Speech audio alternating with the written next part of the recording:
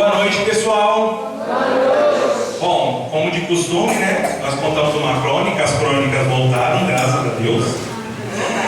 E hoje eu vou contar algo muito interessante que nós temos na nossa vida desde quando nós nascemos e muitas pessoas não usam. Vocês sabiam que cada um de vocês tem um poder? Vocês têm um poder, sabia? Sabe qual é o nome desse poder? Alguém sabe? Escolha. O nome desse poder se chama autoridade. Autoridade. E é interessante que eu tenho uma agenda particular no WhatsApp. Então tudo que é relevante sobre a fé eu deixo lá. E hoje a mulher Thalita falou assim: você pode contar a crônica? Eu falei, claro que eu posso, né? É óbvio que eu posso, né? Desde quando parou de voltar de contar a crônica. E eu estava passando assim, vendo as coisas, e eu vi algo que eu tinha escrito. E era exatamente isso. Que nós temos um poder que se chama autoridade. E esse poder é uma autoridade dada sobre o nome de Jesus. Não é que nós temos autoridade sobre nós mesmos, mas sim, através do nome de Jesus, nós temos a autoridade de fazer qualquer coisa. Porque Ele nos dá esse poder. Ele nos dá esse poder de tudo que nós pedimos para Ele, em nome de Jesus, essa autoridade nos faz com que isso venha a acontecer na nossa vida. E eu queria dar um exemplo assim, eu acho que desde a geração mais antiga até a mais nova vai conhecer, né? É algo meio lúdico assim, né? Mas só para vocês entenderem bem. Quem aqui já assistiu Power Rangers? Todo mundo, né? Eu acho que todo mundo conhece, né? Desde o mais novo ao mais velho, né? E é interessante, porque quando eles estão lutando lá contra os monstros lá que vem contra eles, quando aquele monstro fica grandão, o que eles fazem? Chama quem? O Megazord, que é o robôzão lá que ajuda ele a lutar. E essa é a autoridade deles, né? Quando eles não conseguem mais, eles fazem o quê? Chama o Megazord e ele ajuda ele a vencer aquela batalha, não é isso? Não é assim que funciona? O nosso Megazord, vamos dizer assim, é o nome de Jesus. Quando você tenta fazer algo e não consegue, mas você coloca Jesus na frente, é Ele que batalha por você. É Ele que vai à frente e dá a vitória para você. Porque todo o poder e autoridade foi dado ao nome de Jesus. Então não existe nada, nem no céu nem na terra, que não possa obedecer o nome dele. Amém? E outra coisa também, por exemplo, agora outro exemplo para vocês entenderem bem. Por exemplo, você está andando na rua e tem um policial do seu lado, olha lá. E alguém passa e rouba seu celular. E você não pede para o policial prender o ladrão, pegar. Peraí, você tem a autoridade do seu lado e você não usa ela para repreender o mal, para ajudar você naquilo que você está necessitado naquele momento. Muitas pessoas vivem assim. Eles passam por dificuldades, lutas, mas não pedem ajuda para o Senhor Jesus, aquele que pode resolver qualquer problema nas nossas vidas. A gente vem entender isso. Não existe problema maior que o nome de Jesus. Não existe nada maior que Jesus não possa resolver. E agora, só para finalizar, eu vou falar aqui, está escrito em Mateus 28, 18. Jesus fala assim, ó: e chegando Jesus, falou-lhes, né, aos discípulos, dizendo: é-me dado todo o poder nos céus e na terra. Então, Jesus tem o poder sobre todas as coisas, sobre tudo aquilo que existe nos céus e na terra. E para finalizar, Paulo fala assim aos Filipenses 2, 6 ao 11. Jesus, né? Embora sendo Deus, não se considerou ser igual a Deus. Não se considerou igual a Deus. Não considerou que ser igual a Deus fosse algo que deveria se apegar naquele momento em que ele estava na terra, né? Isso a gente falando agora. Em vez disso, escravizou-se a si mesmo, assumiu a posição de escravo, nasceu como humano, e quando veio em forma humana, humilhou-se e foi obediente até a morte, e morte de cruz. E por causa disso, Deus o elevou ao lugar mais alto em honra e deu-lhe um nome que está acima de todos os nomes, para que ao nome de Jesus todo o joelho se dobre nos céus, na terra e debaixo da terra, e toda língua declare que Jesus Cristo é o Senhor, para a glória de Deus Pai.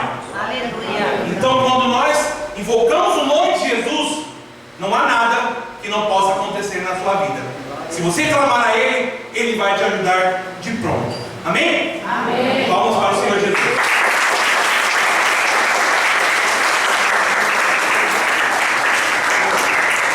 Você que trouxe a sua Bíblia, pode abrir Mateus 6. Mateus, primeiro livro do Evangelho, capítulo 6. Você que trouxe a sua Bíblia, pode colocar no seu coração. Você que não trouxe, coloque a sua mão. E vamos ficar em espírito para que o Senhor ele possa falar aos nossos corações. Ó Senhor, nós estamos aqui, ó Pai, e a nossa alma, Senhor Jesus, está sedenta. Nossa alma está com fome, Senhor Jesus, da Tua palavra, Senhor, dos Teus ensinamentos.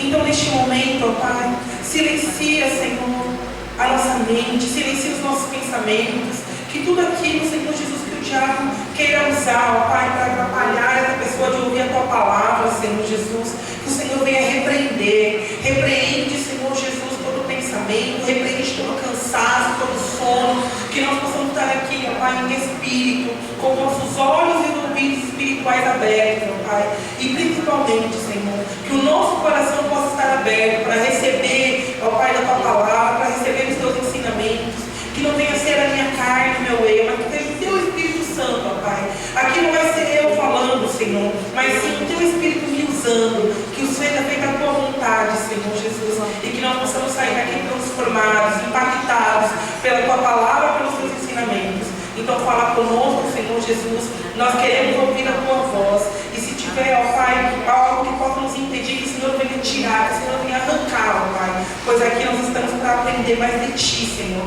e através da Tua palavra, a nossa vida vai ser transformada, a libertação vai acontecer, Senhor Jesus, pois nós estamos aqui para ouvir aquilo que o Senhor quer falar conosco. É isso que eu te peço e te agradeço em nome de Jesus. Amém e graças a Deus. Amém? Eu trouxe aqui, quem viu, né, que eu postei no grupo da igreja o convite, e lá no convite tinha ali um pica-pau, né, tinha uma ave ali junto com o convite, e hoje nós vamos aprender aquilo que o pica-pau, o que essa ave ela pode trazer para nossas vidas, aquilo que o Senhor ele quer falar aos nossos corações, amém? E fala assim, ó, o pica-pau ele martela um tronco de árvore cerca de 20 vezes por segundo.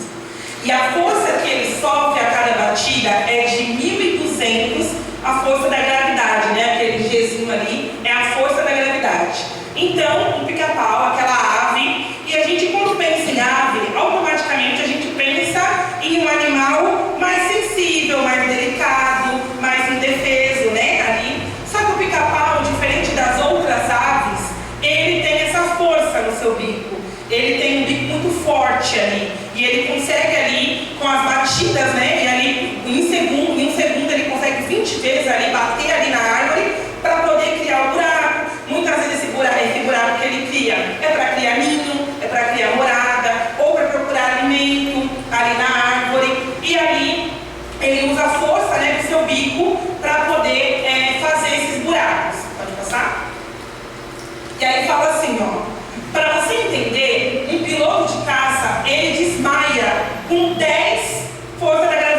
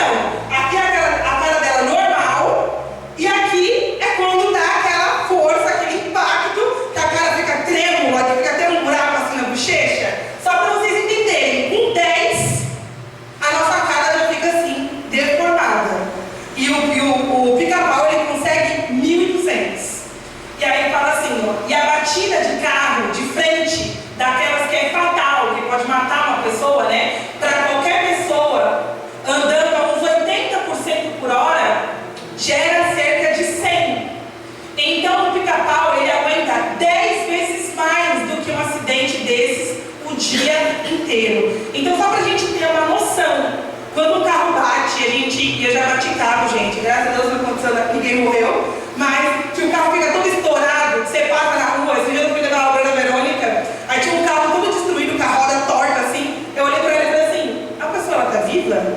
A pessoa ela tá bem? Porque o carro morreu, já era. Para vocês entenderem, uma batida dessa, ele tem 100 só da gravidade, da força da gravidade. O pica-pau, ele consegue aguentar o impacto 10 vezes mais. Só para a gente ter uma noção assim, da força que esse pássaro tem. Próximo, né? E aí fala assim, ó, se ele tivesse um bico forte, que ele já tem, né? Mas o sistema de amortecimento ainda não tivesse totalmente desenvolvido, o cérebro dele explodiria na primeira batida. E aí eu trouxe só para vocês entenderem aqui, ó. Aqui está o pássaro e dentro dele funciona assim, ó. Aqui dentro está o cérebro dele. E isso aqui, ó, que tem duas voltinhas aqui, é a língua dele. E aí ela até falou assim, não, quando eu for chamar uma pessoa de linguaruda, eu vou chamar ela de pica-pau, porque a língua dela é grande, a língua dele é grande. Mas a língua dele não é grande por conta de nada inútil. Na verdade, existe um propósito. Porque a língua dele ali serve para proteger o cérebro dele. Então, quando a gente olha o pica-pau e a gente admira ali a sua força, a gente admira ali o impacto, aquilo que ele consegue fazer com o bico, na verdade não é só força. Existe também ali um sistema que protege ele. Porque se não tivesse aqui a língua para proteger o cérebro dele, na primeira batida que ele desse ali na árvore, a cabeça dele ia explodir. Então, a gente olha quanto mistério e quanta coisa maravilhosa existe na natureza, né? Aquilo que Deus ele criou e a gente não faz ideia. Porque a gente nunca parou para pensar, né? Que quando a gente pensa em ave, a gente pensa em beija-flor, a gente pensa em águia. A águia foi pregada milhares de vezes aqui na igreja, sobre a força, sobre a resiliência, sobre a beleza. Mas o pica-pau, ele esconde esses mistérios que a gente nunca tinha parado para pensar. Pode passar para a próxima? E fala assim, ó, ele tem uma estrutura única, chamada ocioide. Ela sai da base do bico, dá a volta por trás do crânio e termina entre os olhos. Então ali a língua dele, né, que serve como esse cinto de segurança, protege toda a região da cabeça dele, tanto o cérebro quanto os olhos.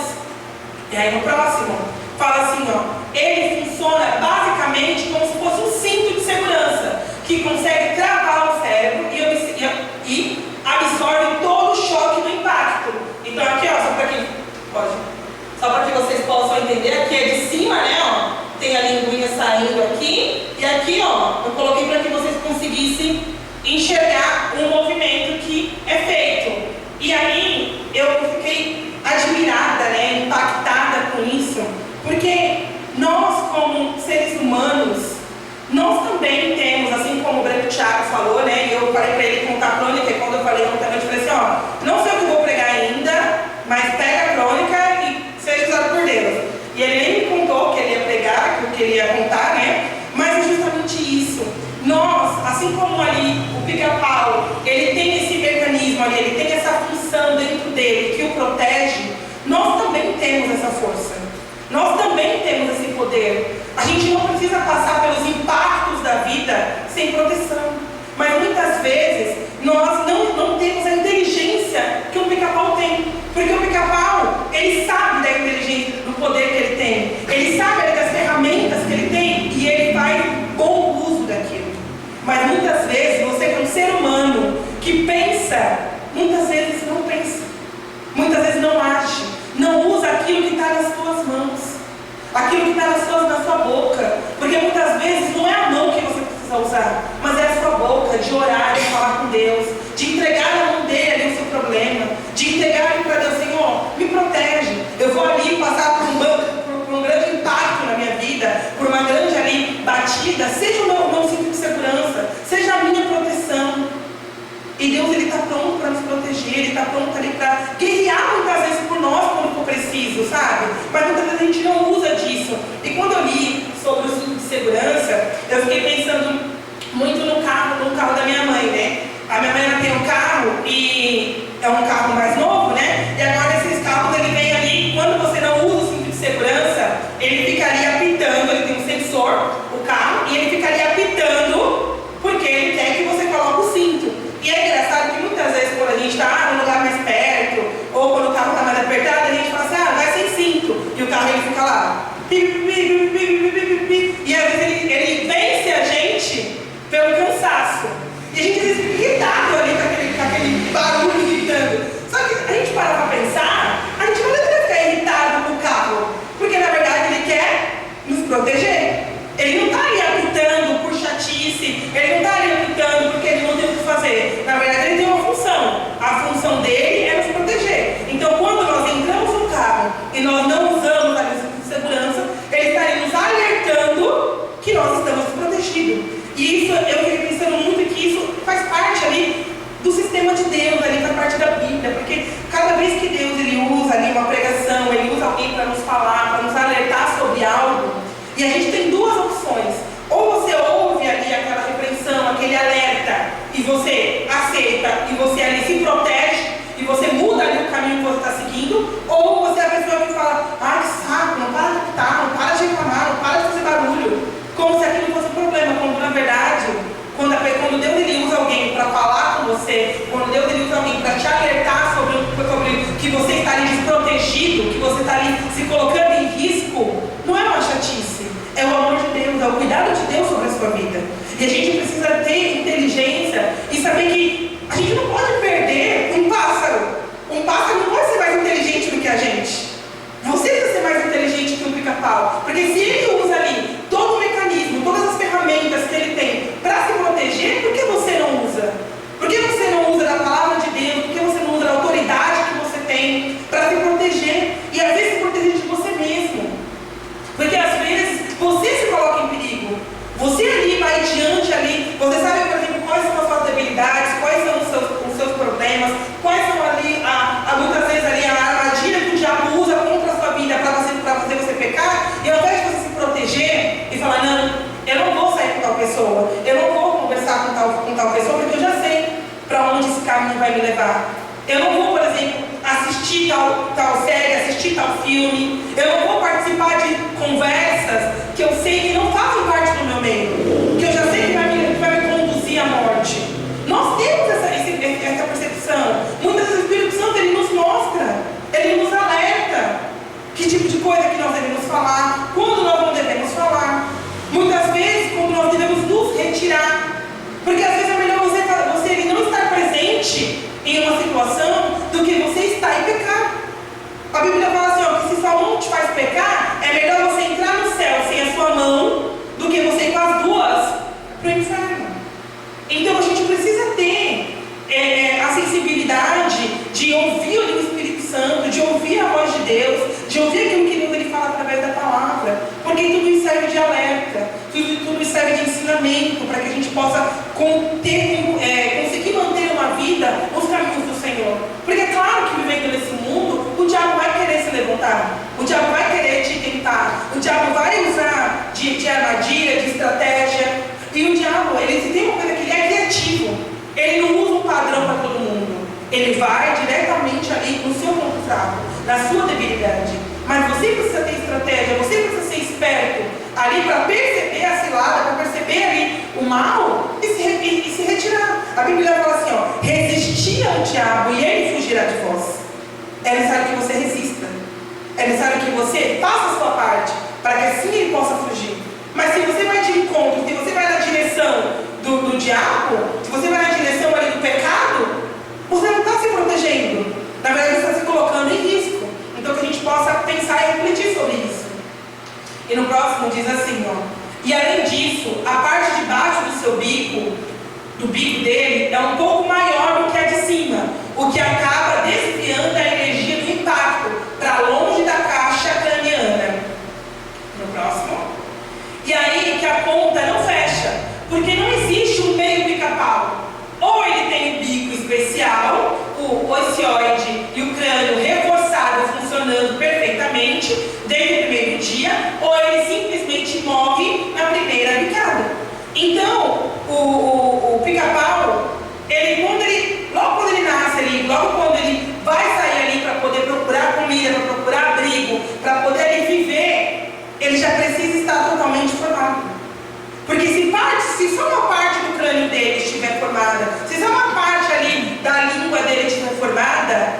morre. E é assim que a gente precisa entender que, diante da nossa vida cristã, quando a gente aceita o chamado, quando a gente aceita ali, toma a decisão de viver a vontade de Deus, nós precisamos estar revestidos do poder de Deus. Não existe estar meio revestido, não existe estar meio protegido, precisa estar por inteiro. Porque se você não está protegido por inteiro, na primeira cilada que o diabo lança para a sua vida, você cai. Na primeiro prato que o diabo coloca, você morre. Então é necessário que haja uma preparação. E aí eu fiquei pensando, né, que o pica-pau, ele é diferente ali das outras aves. E eu fiquei pensando muito, por exemplo, no beija-flor. Porque quando a gente pensa em, por exemplo, numa árvore fofinha, numa ave bonitinha, você não pensa no pica-pau. A gente pensa no beija-flor, que tem ali a função de ficar beijando as flores, e tem ali as suas funções, que não é o caso de focar hoje, né? Mas ali ele tem ali as suas qualidades. Mas você não vê, por exemplo, o pica-pau se comparando com o beija-flor. Você não vê ali o pica-pau perdendo tempo em ser ali um beija-flor. Porque ele entendeu que o propósito de vida dele, que a função da vida dele é ser um pica-pau. Da mesma forma, o beija-flor. Para pensar, o pica-pau, ele tem todas essas ferramentas ao seu favor. Já o beija-flor não tem. Ele não tem ali aquele crânio, não tem a parte ali da língua, não tem a parte ali do bico, da força. Mas e se o beija-flor quisesse picar a árvore igual o pica-pau? Daria certo? Não. Ele morreria. Porque ele não foi feito para isso. Essa não é a função dele. E da mesma forma é na nossa vida. Todos nós, temos um chamado de Deus. Todos nós temos um propósito. Porque tudo isso que eu estou falando do pica-pau não foi uma coisa feita do acaso. Não foi uma bomba que explodiu e criou perfeitamente um pica-pau. Foi o Deus que criou. Deus, ele pensou em como seria. Deus, ele deu ali uma função, um propósito de vida para o pica-pau. E criou cada coisa no seu detalhe. Então, cada peça ali, cada órgão que existe no pica-pau, Deus, ele pensou no detalhe como seria. E aí, por isso que é feito da melhor maneira, e ele é feito perfeitamente. E na nossa vida não é diferente. Quando Deus, ele nos criou, ele também criou um propósito. Ele também criou planos, ele também criou cada coisa no seu lugar para que a gente pudesse viver ali em perfeita harmonia. Mas diferente do pica-pau, muitas vezes nós escolhemos não viver como Deus, ele nos criou. Muitas vezes você quer viver como um beija-flor, você quer viver como outra coisa, quando na verdade Deus, ele tem um propósito para você. Só que enquanto você decide viver de outra maneira, enquanto você viver uma vida que não é aquilo que Deus sonhou para você, você só se machuca, você só se fere. Porque é assim que acontece com o beija-flor. É assim que acontece com o pica-pau. Porque se o pica-pau, por exemplo, fosse ver com um beija-flor, ele não ia se alimentar da mesma forma. Porque o beija-flor, o pica-pau não se alimenta dos mesmos alimentos que o beija-flor. Ele não vive da mesma maneira. Apesar de serem aves, ele vive de maneiras opostas. E você, apesar de ser um ser humano, você não pode viver como as pessoas lá fora vivem. Porque as pessoas lá fora vivem longe do propósito de Deus. Elas vivem uma vida de perdição. Enquanto Deus, ele tem um sonho para você. Ele tem planos para a sua vida. Mas enquanto você vive dando bicudas na parede, no lugar errado, você está se limitando de viver aquilo que Deus tem para a sua vida. Você está se limitando, você está limitando o propósito de Deus na sua vida. O quanto Deus poderia te usar, o quanto Deus poderia transformar a sua vida. Mas enquanto você faz as suas escolhas erradas, esses projetos, esses planos são limitados. Então que a gente venha refletir sobre isso. E no próximo diz assim, em Mateus 6:25 diz assim, por isso eu te digo que não se preocupem com a vida diária, se terão o suficiente para comer, beber ou vestir. A vida não é mais do que comida, e o corpo não é mais do que roupas. Observe os pássaros. Eles não plantam e nem colhem, nem guardam alimento em celeiros, pois o Pai Celestial os alimenta. Acaso vocês não são muito mais valiosos que os pássaros? Qual de vocês, por mais preocupados que estejam, pode acrescentar ao menos 1 hora na sua vida? E por que se preocupar com a roupa? Observe como crescem os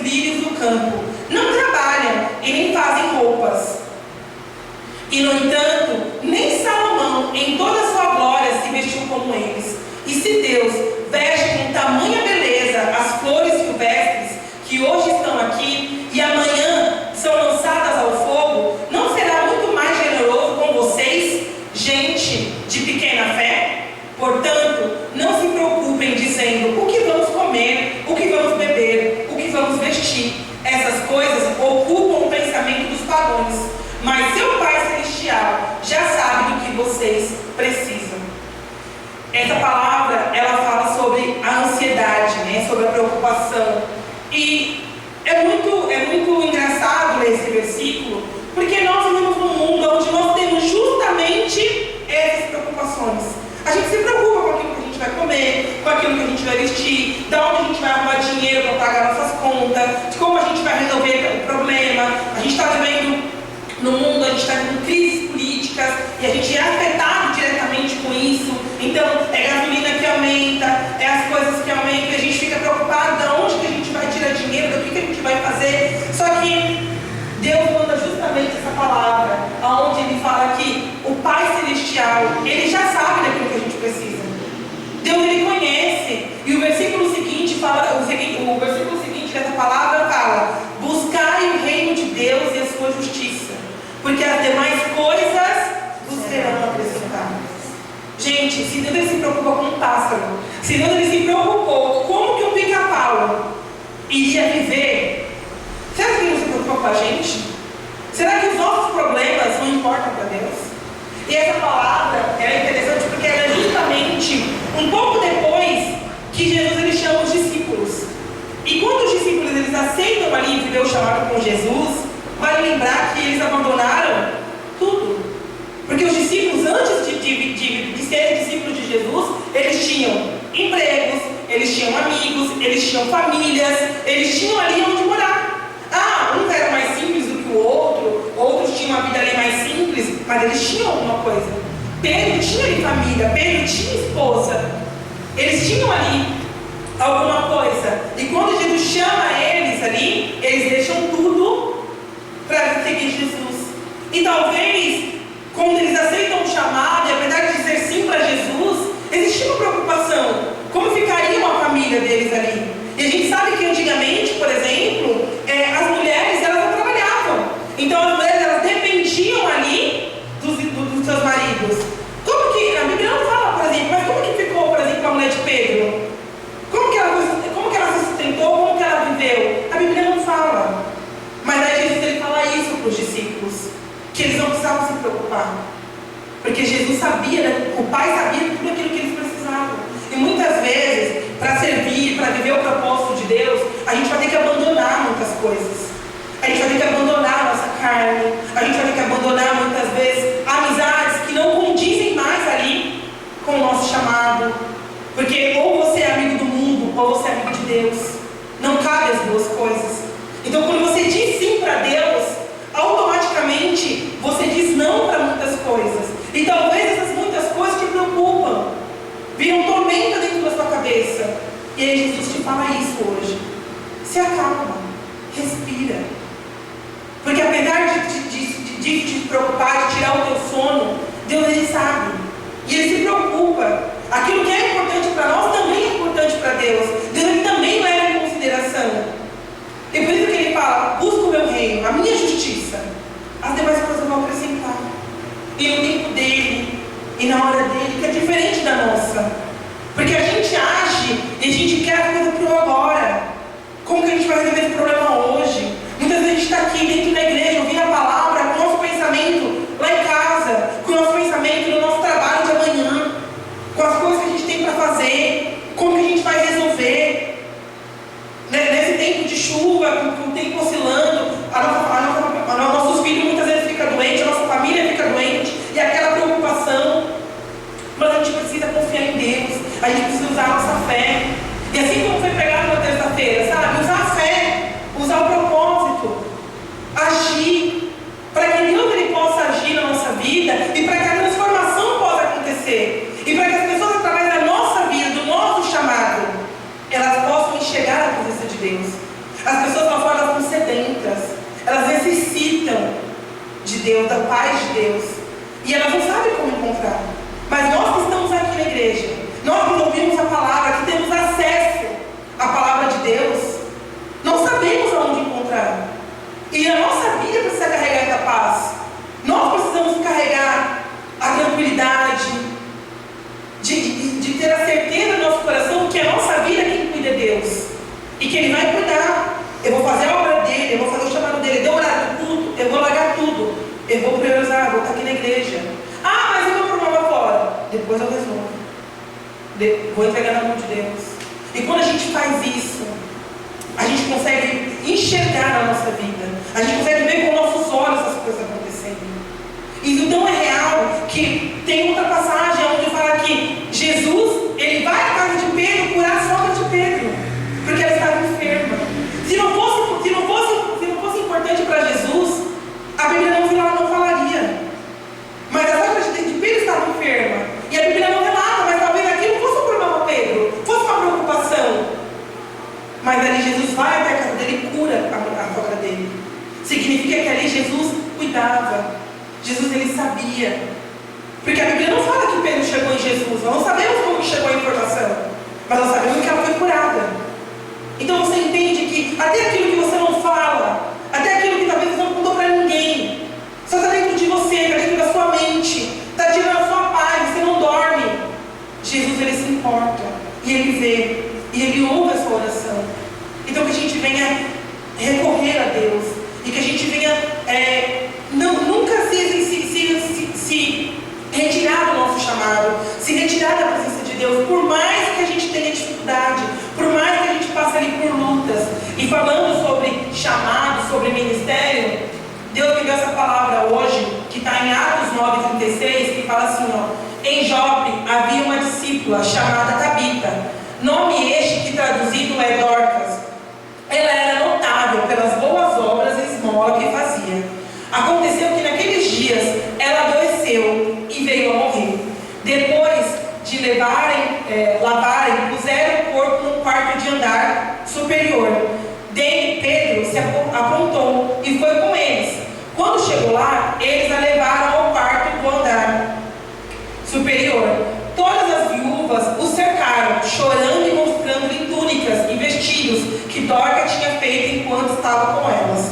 Mas Pedro mandou que todos saíssem e ajoelhou-se e orou. Depois, voltando-se para o corpo, disse: Tabita, levanta-se. Ela abriu os olhos e Pedro, vendo, sentou-se. Então aqui, a história dessa mulher, ela era uma mulher ali, que fazia ali, ela tinha um chamado, ela cuidava ali das viúvas, tanto que quando ela morre ali, as viúvas vão até Pedro ali mostrar as roupas ali, o cuidado que ela tinha. Mas o que me chamou a atenção nessa palavra é que ali, no primeiro versículo, fala assim, nome este que traduzido é Dorcas. Ela era notável pelas boas obras e esmola que fazia. Gente, a Bíblia fala que essa mulher ela é notável. E ali, ela não fala que ela era notável por tanto de pessoas que estavam em sua volta. A Bíblia não fala que ela era notável por tanto de riqueza que ela possuía. A Bíblia não fala que ela era notável pelos status que ela tinha. A Bíblia fala que ela era notável pela obra que ela fazia. E o que Deus colocou no meu coração é que muitas vezes a gente se preocupa, né? Como que as pessoas nos enxergam, aquilo que a gente tem, aquilo que a gente carrega, como que a gente pode, muitas vezes a gente já ouviu, né? Eu não faço a obra porque eu não sei fazer, eu não sei pregar, eu não sei orar, eu não sei cuidar. Mas a Bíblia fala que essa mulher ela foi notável porque ela fazia o que ela podia fazer com aquilo que ela tinha. Ela transformou vida, ela alcançou pessoas que precisavam do cuidado dela com aquilo que ela tinha. Porque a gente sabe que as viúvas, como eu falei recentemente, as mulheres ali dependiam dos seus maridos. Então as viúvas eram pessoas ali que eram necessitadas. Elas precisavam ali de cuidados, elas precisavam ali de amor. E muito mais do que uma roupa que aquela mulher fez, ela foi ali um instrumento de Deus para trazer muitas vezes paz, conforto, cuidado de Deus. Então talvez você olhe para a sua vida e você fala assim, não, eu não sei falar, então eu não posso pregar. E talvez você não tenha talvez ali condições de vir aqui, pegar o microfone e pregar. Mas se você, por exemplo, tem condições de abraçar, de amar. A nossa obra é feita por crianças que são carentes. Crianças que muitas vezes o que elas mais precisam é de um abraço, é de um sorriso, é de um cuidado. Mas muitas vezes, talvez você chegue na obra tão cheio dos seus problemas, tão corrido, o dia foi tão estressante, que você não olha para as crianças, que você não olha para a pessoa que está do seu lado. E quando você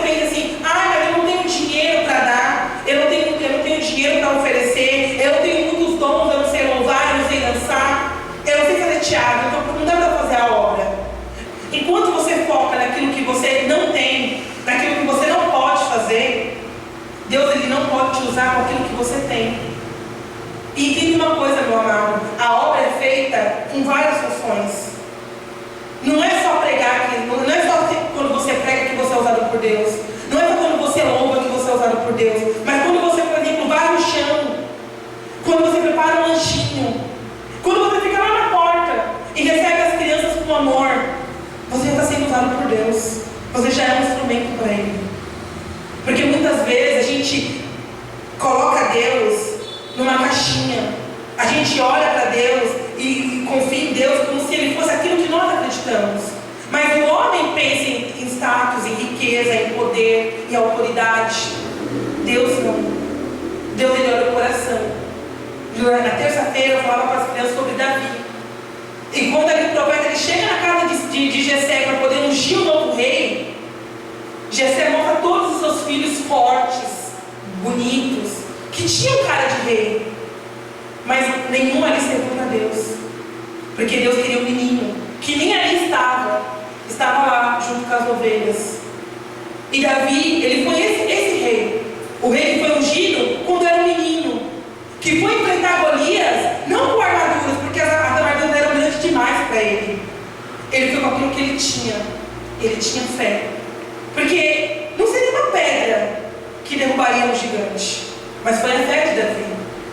E por isso que ele foi um grande rei. E apesar de ser um rei que pecou, que errou, quando você pensa em Davi, você não pensa no pecado, você não pensa na falha de Davi. Existem pessoas no mundo que nem leem a Bíblia, mas colocam o nome do filho de Davi, inclusive eu tenho 5 Davis lá em cima. Eu tenho que colocar o sobrenome, porque não posso saber quem é quem. Mas eu tenho certeza que a maioria das mães ali nem sabem de toda a história, mas já ouviram falar de Davi, por tudo aquilo que Davi fez. E Davi fez porque ele consultava Deus, porque ele tinha fé. E aquele menino que por um momento foi esquecido pelo seu pai, não foi esquecido por Deus. Porque Deus olhava o coração de Davi. E hoje, o que Deus ele quer de você, não é aquilo que você pode oferecer de dinheiro, de status, de poder, mas Ele quer o seu coração. O seu coração derramado no altar.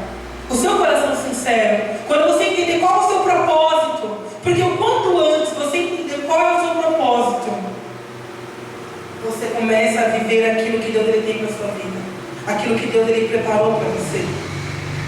E antes de eu encerrar, eu queria perguntar uma coisa. Quem aqui tem 100 reais para me dar? Eu preciso de 100 reais. Você tem, Yasmin? Tenho. 100 reais? Tenho. É verdade? É. Quer dizer, você me diz. Ah, eu te disse? É. Eu te pedi 100 reais e eu pedi para você não. Eu perguntei quem tinha 100 reais para me dar e você prontamente falou que tinha. Por quê? Porque você que me deu no início do culto. Obrigada. Então, eu pedi 100 reais e a Yasmin, ela não hesitou em me dar porque foi eu que dei para ela no começo do culto. Então foi fácil para ela, certo? Já que foi eu que dei, então ela só me devolveu. Gente, é assim com Deus.